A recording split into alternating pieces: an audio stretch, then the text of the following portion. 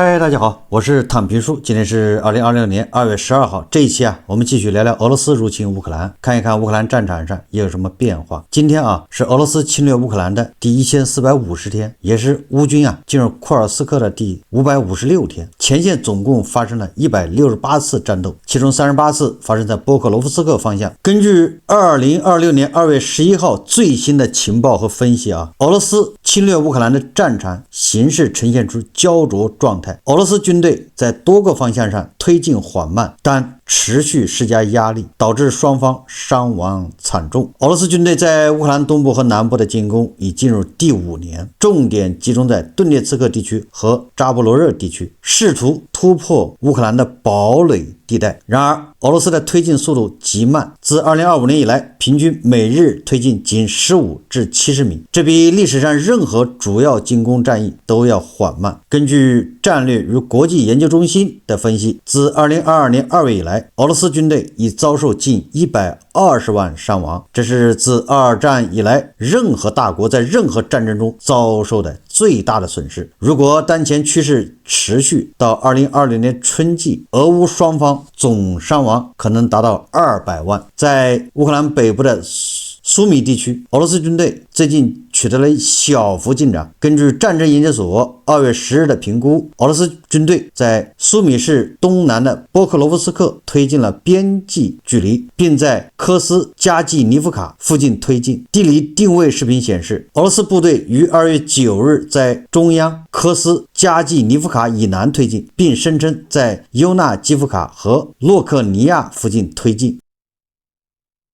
然而，这些进展被乌克兰的反击所抵消。乌克兰国防部发言人沃罗申报告称，乌克兰部队保持对特尔努瓦特的控制，该地距离前线至少10到15公里，并否认俄罗斯关于乌克兰反攻的任何说法。俄罗斯的推进似乎是为了纠正先前夸大的报告，试图在雾天和星链终端受到限制的情况下维持进攻势头。在哈尔科夫方向，俄罗斯军队继续进攻韦利基布尔卢克东北部的叫丘胡尼夫卡和东部的赫里霍里夫卡，但未取得确认的进展。战争研究所报告显示俄罗斯部队在2月7日至8日进攻，但乌克兰部队最近在韦利基布尔卢克附近推进。俄罗斯部队在北部苏米地区边际推进。俄罗斯军队机械化突击在库皮扬斯克方向，任何进攻动作都遭到了乌克兰反击。由于乌克兰反击分散了俄罗斯的预备队，导致俄军无法在利曼方向集中力量。在东部的顿涅茨克地区，俄罗斯军队正试图推进至波克罗夫斯克，这是战略枢纽，也就是俄罗斯人所说的红军城。自2025年中期以来，俄罗斯军队推进了有 9.5 公里，平均每日推进23米。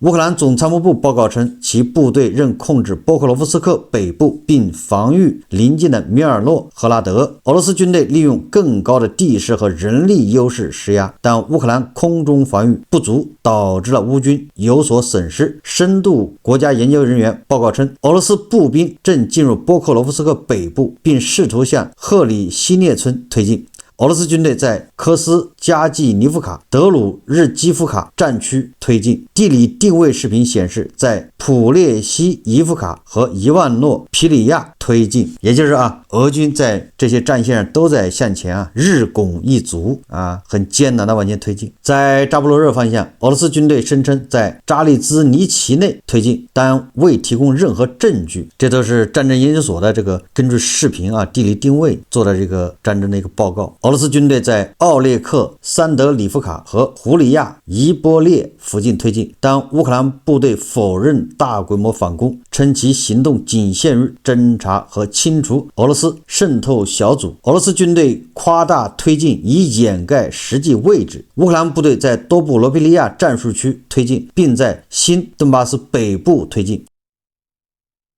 也就是说乌军在这些地方还有反攻。在南部赫尔松地区和克里米亚方向战斗相对平静，但俄罗斯军队继续使用影子舰队绕过制裁运输石油。法国和英国最近扣押俄罗斯影子油轮，影响了俄罗斯的补给线。根据媒体报道说法国在地中海扣押一艘影子油轮。马克龙亲自声明这违反国际制裁，并获得英国情报支持，这间接影响了俄罗斯的战场补给，因为石油收入是俄罗斯战争资金的主要来源。总体而言啊，战场呈静态消耗战，也就是战线双方都没有变化，但是双方的消耗都不小，人员伤亡，装备损失。俄罗斯军队依赖无人机和火炮，但推进缓慢，导致高伤亡。乌克兰军队通过反击和情报，比如法国提供的卫星数据维持防御，但面临补给短缺。根据战略与国际研究中心，俄罗斯在2025年推进了约50公里，但平均速度仅70米每天。战争研究所评估，俄罗斯可能在2026年夏季尝试更大的进攻，但缺乏足够的预备队。乌克兰的反攻在库皮扬斯克方向分散俄罗斯资源，导致利曼方向推进停滞。俄罗斯军队在苏贾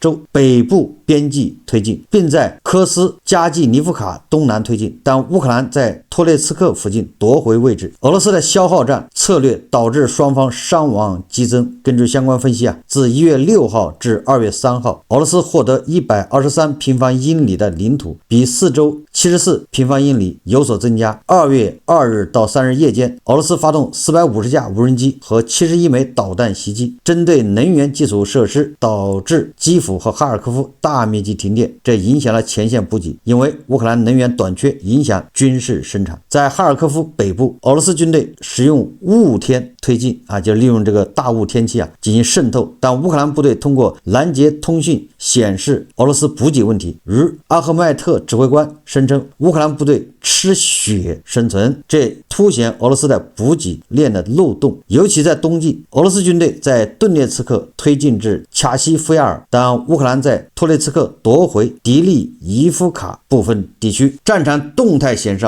俄罗斯试图包围利曼，但乌克兰库皮扬斯克反攻转移了俄罗斯的资源。俄罗斯军事指挥部计划2026年夏季进攻斯洛扬维斯克至克拉马托尔斯克，但需要先夺取利曼并推进14公里，包括跨越北顿涅茨克河，这可能需要数月甚至数年时间，因为俄罗斯未能完全削弱乌克兰的防御。而乌克兰的部队在多布罗皮利亚推进，并在苏米东北叫亚布卢尼夫卡推进，显示局部弹性。俄罗斯在波克罗夫斯克推进，使用第一视角无人机就是 FPV 猎杀乌克兰无人机团队，削弱后勤。而乌克兰转向深度战，针对俄罗斯指挥所还有弹药库、转运中心、俄军的集结点进行轰炸。俄乌双方总伤亡已达到历史高点。俄罗斯2025年生产700万发炮弹，但经济压力增加，战场焦灼可能持续到2026年春季，除非外交干预成功，也就是美乌俄和谈如果成功的话否则的话这战还要打下去。那么俄乌双方互相打击对方纵深目标的一些情况，在2026年2月，俄乌双方继续通过导弹、无人机和远程打击互相攻击对方纵深目标，旨在破坏后勤、能源、指挥系统。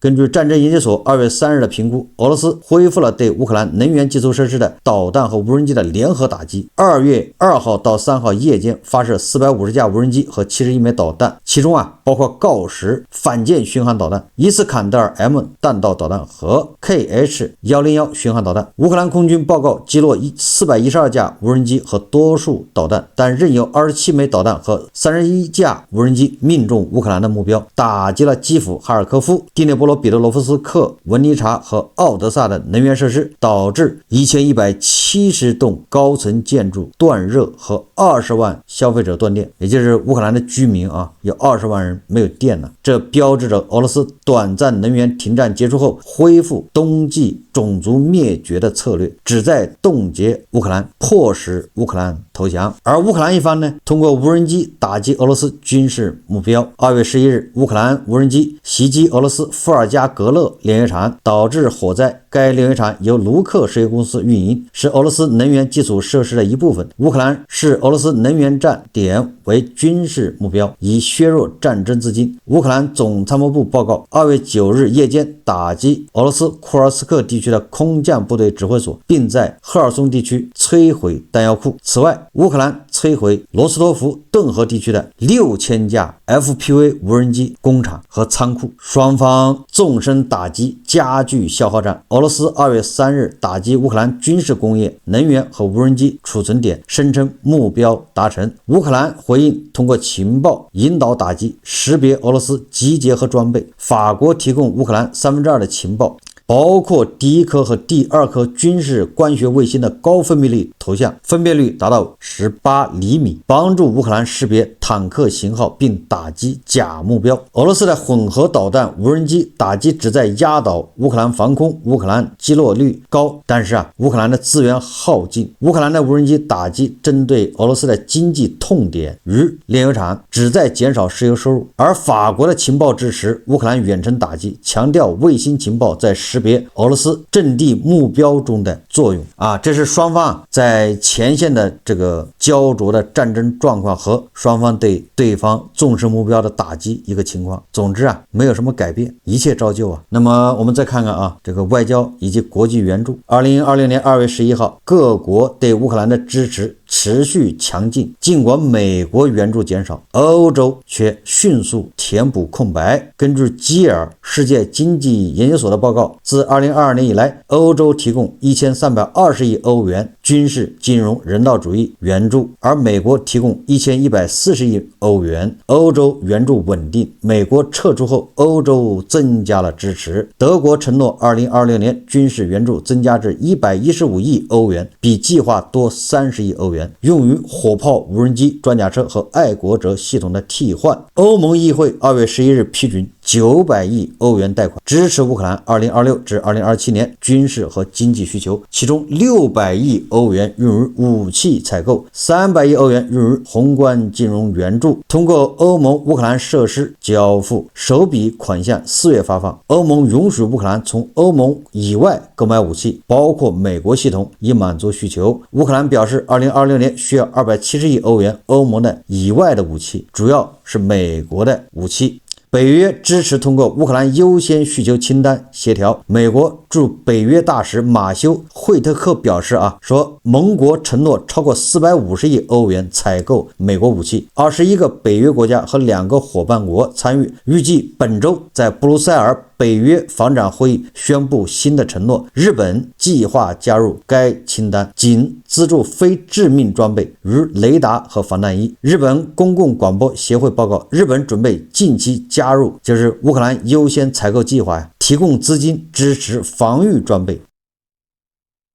北约官员强调，日本参与意义重大。日本还向联合国教科文组织与乌克兰援助项目追加380万美元，总额达到了2910万美元，占40%，用于文化、教育和信息领域。加入乌克兰武器采购优先计划的亚洲国家那就是日本，好像是这样这个日本援助乌克兰比很多欧洲国家还要多还要坚决。所以你说普京他能不生气吗？对日本人是恨得牙痒痒。德国外长约翰·瓦德菲尔将于2月11日在柏林主持中亚外长会议，讨论能源合作和规避对俄制裁。中亚国家就是哈萨克斯坦、乌兹别克斯坦等中亚5国作为能源伙伴，帮助德国多元化能源。也就是从中亚他以前都要通过俄罗斯向欧洲出口天然气和石油，现在人家中亚直接通过土耳其或者是其他的渠道直接向欧洲、向德国运送石油、天然气，就没有了俄罗斯这个中间商。北约秘书长马克吕特强调，北约与乌克兰站在一起。乌克兰国防部长费多罗夫参加北约部长会议，讨论增强支持。北约与乌克兰创新技术和工程项目启动，焦点反无人机，加强防空和前线通信。2020年首轮竞赛关闭，提供1000万欧元联合资助，计划扩展至5000万欧元。瑞典增加2026至2027年人道主义援助至890万美元。瑞典和丹麦资助特里顿防空系统，2026年开始交付，总额2.9亿欧元。瑞典投资乌克兰国防工业。你看这个瑞典它是武器大国对吧？它现在在援助乌克兰。很显然啊，都在加大力度。波兰国防部宣布为俄罗斯军事干预做准备，建立50万预备役部队，到2026年40万公民接受防御训练。波兰与波罗的海国家和芬兰退出沙山地雷禁令，加强与俄罗斯的边境。这个我记得波罗的海三国还有这个芬兰、波兰早就退出了啊。退出的目的就是为了跟俄罗斯和白俄罗斯边境疯狂布雷。现在这些国家和俄罗斯和白俄罗斯边境啊，不仅布雷，还筑墙，然后后面还是什么三角锥啊，这个反坦克壕沟，就是防着俄罗斯侵略他们。挪威军方警告俄罗斯可能入侵，以保护核设施。挪威是该清单主要的捐赠国，与德国、荷兰领先。也就是这个乌克兰的武器优先计划，主要的就是德国、荷兰和挪威。他们捐钱都是排在前几位。日本向联合国教科文组织乌克兰项目追加380万美元。欧盟批准900亿欧元贷款，主要是武器采购。乌克兰需要1200亿欧元2020年的防御需求，欧盟填补美国这个撤出之后的缺口。我们再看看这些不友好国家对俄罗斯又采取了哪些不友好的行动。2026年2月11号，各国对俄罗斯的制裁和不友好举动持续升级，聚焦在能源、影子舰队和制裁。欧盟准备第20项制裁计划，2月24日批准，针对俄罗斯的银行、石油公司和第三方金融机构规避。芬兰和瑞典推动取代石油价格上限，为全面禁运俄罗斯石油服务，包括保险和运输，增加加密货币限制。黑名单更多影子舰队船只被列入，可能贸易限制金属、肥料和民用军用，就是这种两用物资。首次应用反规避机制，禁止机械工具和无线电设备出口吉尔吉斯斯坦。该国是俄罗斯竞品主要的通道，也就是吉尔吉斯斯坦实际上就是转运。希腊根据欧盟第20项制裁计划，声称禁用损害欧洲航运，导致能源价格上涨。希腊帮助俄罗斯建立影子舰队，规避石油出口限制。但实际上这个已经没有用了因为欧洲法国、英国、德国还有美国都在四处冻结扣押俄罗斯的这个影子舰队。你比如说这个法国和英国针对俄罗斯影子舰队，1月22号法国扣押地中海影子邮轮，马克龙声明该邮轮违反制裁，悬挂假国旗。英国提供了实时情报，法国海军在直布罗陀锁定了该船只。该船从俄罗斯摩尔曼斯克出发，列入英美欧盟制裁名单。英国国防大臣证实支持了法国的行动，也就是英法联手扣押了这个俄罗斯的影子舰队。1月早些时候，美国扣押2艘俄罗斯委内瑞拉油轮，英国提供空中监视。欧盟委员会提名新的制裁计划，提议制裁格鲁吉亚库列维港和印尼的卡里蒙港，首次针对第三方港口限制俄罗斯石油的出口。而印度与美国签订贸易协议后，从俄罗斯石油进口减少了一半。印度炼油厂从4月停止接收俄罗斯石油，支持印美谈判。印度外交部表示，能源供应多元化，俄罗斯石油出口从印度转向其他亚洲客户，担忧被美西方制裁。美国1月29日签署行政令，授权对古巴出售或提供石油的国家关税。古巴与俄罗斯、大国、伊朗结盟，该令针对支持敌对国家的国家。俄罗斯外交部长拉夫罗夫表示俄罗斯根据普京、特朗普阿拉斯加峰会中共识探索谈判，但指责美国改写了阿克雷奇协议。欧盟将俄罗斯列入洗钱风险名单，要求加强俄罗斯交易，尽职调查。也就是欧盟对俄罗斯呢是勒在脖子上的绳子是慢慢的加紧了。那我们再看看这个俄罗斯国内的一些困境2026年2月11号，俄罗斯国内面临多重困境，战争、经济压力，这个国际互联网的限制、信息控制和社会不满交织。克里姆林宫2月9日到10日限制了电报频道，标志3年信息空间控制战役升级，以及俄罗斯越来越控制俄罗斯国内的舆论空间，也就是让你们不知道在乌克兰到底发生了什么。如果说在乌克兰打得很顺利，节节胜利，他有必要控制这个电报频道吗？没有必要，对吧？他控制电报频道，实际上就不想让俄军在乌克兰前线上的失利，在乌克兰前线上迟迟得不到任何进展，而这些不好的消息传到俄罗斯，影响俄罗斯国内的这个气氛和和平吧。监测平台报告2月9日上午电报频道访问投诉激增，晚上下降，2月10日上午再次上升。俄罗斯商业日报报告，俄罗斯通讯监督局开始限制 Telegram 就是电报频道迫使遵守俄罗斯法律。俄罗斯通信监督局声称保护公民免受欺诈、极端主义和恐怖主义思想。反对派媒体报告，克里姆林宫来源称这是2026年9月国家杜马选举前的测试，担心统一俄罗斯党获 70% 选票，引发负面反应。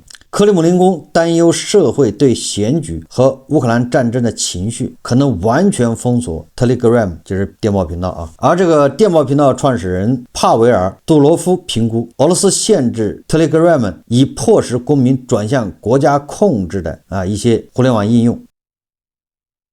俄罗斯国家掌控的互联网应用不受欢迎。克里姆林宫自2022年底审查、逮捕和收编批评克里姆林宫的军事博主，重新控制信息空间。2025年8月限制电报频道的通话，2月9日到10日限制更加显著。什么意思呢？就是在内外交困之下，俄罗斯开始收紧舆论空间，不让你们传这些负面消息，把俄罗斯人也封锁在一个信息茧房里面，让他们每天就知道赢了、赢麻了、赢2次就行了。俄罗斯经济也显示出压力。2025年制造业收缩最快，自2023年3月，新订单输出下降，劳动力短缺，输入购买减少，石油收入滞后，全球油价降低，导致财政紧缩，赤字扩大，经济增长2025年放缓至 0.6%。国际货币基金组织估计2026年 GDP 为 0.8%， 国防和安全支出超过国内生产总值的 9%。 历史表明该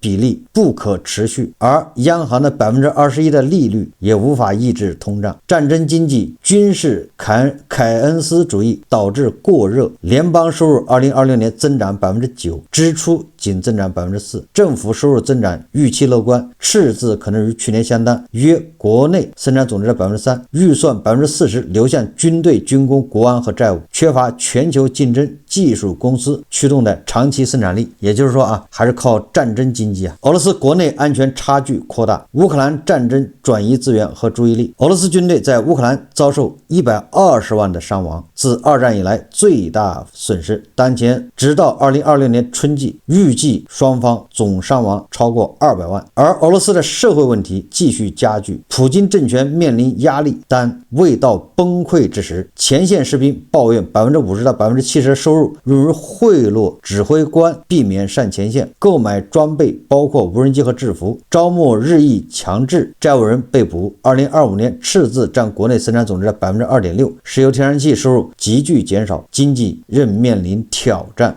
即便战争结束，此类经济挑战仍无法结束。普京最大挑战是预算、债务积累、通胀加剧，核武器现代化程序因成本和技术问题放缓，巴尔古金铁路导弹项目因融资困难而取消，萨尔马特洲际弹道导弹延误，海燕导弹挫折。俄罗斯可增加部署弹头，但改变战略平衡需要大量新的资金，也就是俄罗斯确实没钱了玩这些高科技的这种核武器的载具。总之普京政权面临结构性压力，国防支出已经翻倍，国内安全费用增加，欧美制裁有效，俄罗斯的抱怨非法。这还不算就在美乌俄双方这个三方会谈现在态度不明朗的时候，这个欧盟居然终于表态了。我在节目里面一直说美国和乌克兰谈的挺火热，然后跟俄罗斯谈的也挺火热，好像把欧盟扔在一边。欧盟呢也不急于表态，也就是让你们先谈着，人家最后表态。这不欧盟表态了美国媒体报道是欧盟的外交委员会这个高级代表叫卡拉斯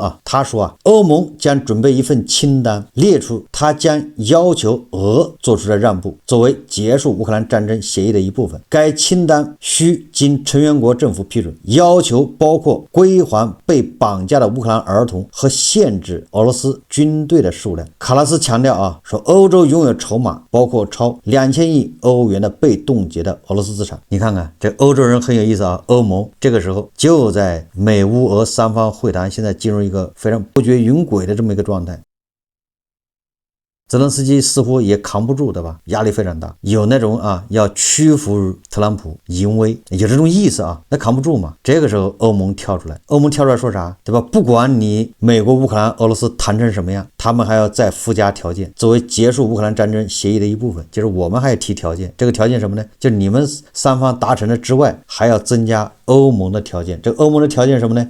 第一个是归还被绑的乌克兰儿童，这个都好说，对不对？关键后面来一个限制俄罗斯军队的数量，你这不是开玩笑吗？人家特朗普侵略乌克兰是要限制乌克兰的军队数量，要给乌克兰叫去军事化，去纳粹化，怎么打着打着把自己的军队给限制了呢？那你说普京怎么跟俄罗斯人交代？他去打别人的，结果反过来把他的军队给限制了，这反过来就说明这个欧盟也没打算，对吧？让你们谈成。所以我说这个欧盟就没打算俄乌停火。你看看人家海牙法庭钱也拨了，也准备好了，准备审讯这个俄罗斯的这个战犯，而且还要求俄罗斯要赔偿。现在又说俄罗斯你要限制你的军队，你说这叫什么事？但是人家欧盟手里有牌对吧？首先一个人家扣押了俄罗斯好几千亿欧元的资产，这第二个人家对俄罗斯制裁，现在第20轮制裁，你俄罗斯想要恢复市场，对吧？你战后要发展经济这个大家都知道吧？二战以后及时恢复发展经济的，虽然是战败国，但是你如果融入世界的吧，发展经济它现在也变成发达国家。你比如说德国、意大利、日本，它都是战败国这二战打败了，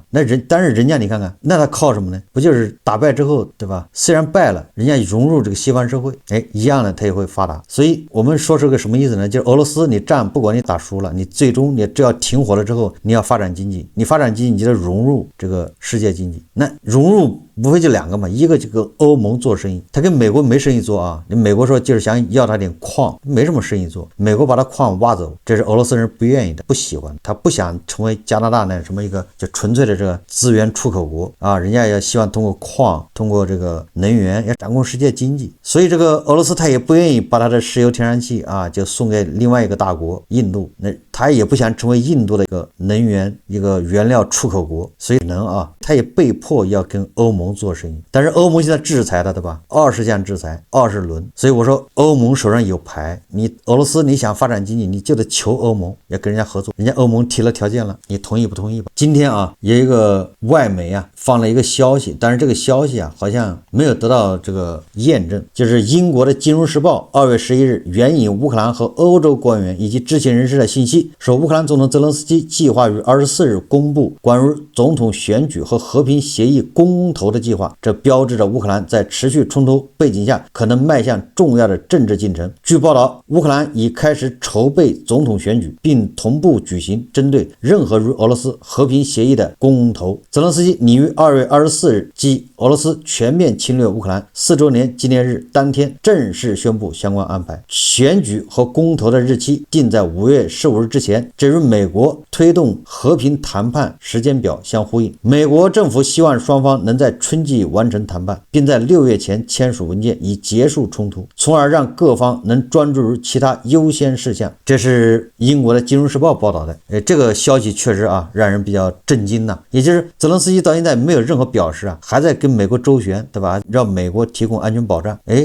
巧的是欧盟的这个外长叫卡拉斯，是吧？他说要给俄罗斯提供额外条件，你得限制俄罗斯军队。所以这些事情你把合到一起看，给人感觉好像是泽连斯基顶不住特朗普的压力，对吧？我自己做不了主，你要割让顿巴斯地区，要让乌克兰的军队撤出顿巴斯，我就让乌克兰全民公投，让乌克兰人决定。这个是英国金融时报报道但是我个人认为这个恐怕是个假消息，这个实际上就是俄罗斯人搞的叫什么混合战、信息战，实际上是给乌克兰施压，给乌克兰造成舆论上的压力，对吧？就是你泽连斯基要投降了，不投降不行。说实话这个时候任何什么总统选举还有公投都是上了普京的当，甚至是上了特朗普的当。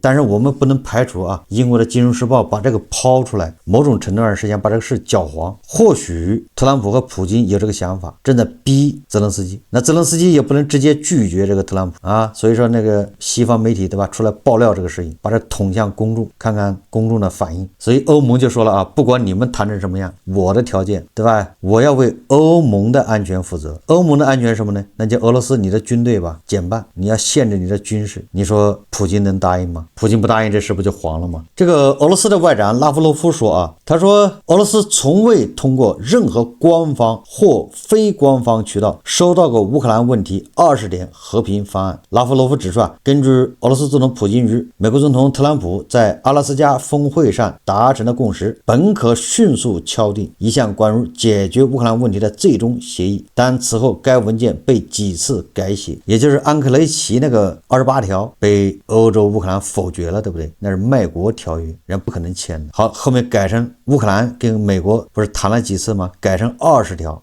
结果拉夫罗夫说啊，我们俄罗斯到现在为止没有收到任何所谓的20点和平方案，因为乌克兰是不可能跟俄罗斯人直接联系，那肯定是通过美国。那拉夫罗夫的意思就是啊，你美国那个特使维特科夫，你美国人根本就没有给俄罗斯提供什么跟乌克兰改好的20点和平方案，就这意思。也就是他这个间接的说明美国人呢，维特科夫或者特朗普当着乌克兰面是一套，当着俄罗斯人面又是一套，另外一套，对吧？也是两边瞒，两边忽悠。俄罗斯人都没见到过这个乌克兰和美国商讨的20点方案，你说这叫什么事？好，这期节目啊，咱们就聊到这里，感谢大家收看。如果喜欢我的节目，欢迎订阅转发，也可以在下方留言评论，谢谢大家。